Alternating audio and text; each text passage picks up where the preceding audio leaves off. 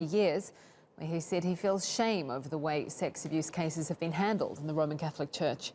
While admitting the Church had failed to address the scandals properly, the Pope said he was committed to eliminating abuse at any cost. He asked for forgiveness and for the abuse to never happen again. Imploro il perdono del Signore per questi. I beg the Lord's forgiveness for these sins and for the scandals and betrayal felt by so many others in God's family. I ask our Blessed Mother to intercede in the healing of the survivors and to confirm every member of our Christian family for this situation never to occur again. Well, Keith Wood is the Executive Director of National Secular Society and focuses on the church sex abuse scandal. He joins me now live from London.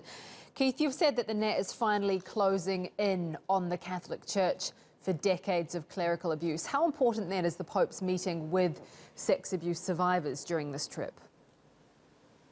By the way, I'm now president. Yes. I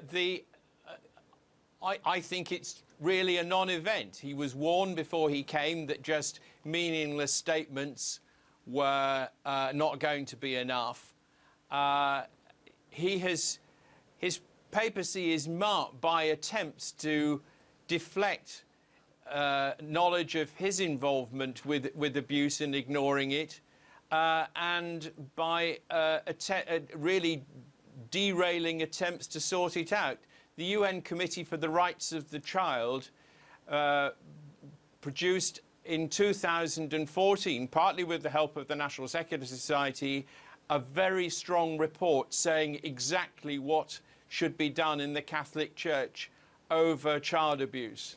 Let's talk a little bit about that. What should be done then? What should be done in your opinion? What needs to be done? What the UN said, which was that reasonable accusations of abuse should be reported to the secular justice authorities, and he should require everybody in the church to do that, that they should make available the evidence which they hold, often is secreted in the Vatican by decree, should be released to help with all of that, which they're not doing at all.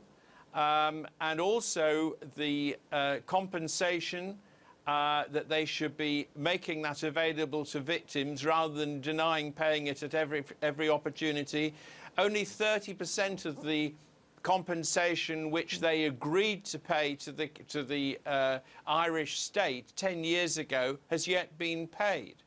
Keith, in and we your need opinion, to think too about the role of the Pope. Of course, let's talk about that, the role of the Pope. Is there anything that Pope Francis could do during this trip to Ireland that would, what do you think he should be doing or saying? Could anything be enough? Well, the last three things I said, which is exactly what the UN said he should do, he should undertake to do, and not just set up all these commissions and tribunals that are just a way of effectively either doing nothing or actually shielding bishops from secular justice. Thanks. But his own record is absolutely appalling. He claims never to have heard of any abuse in Argentina. Well, the top website that knows about these things says that's implausible. Just 2 months ago, he accused of victims of slander for saying that Bishop Barras, that the Pope himself had promoted, slander when they said that he was complicit in abuse. It now turns out that the Pope had been advised in detail, personally, about the problems with Barras, which he denied and now, humiliatingly, has to admit he knew about. It was a 6-page letter.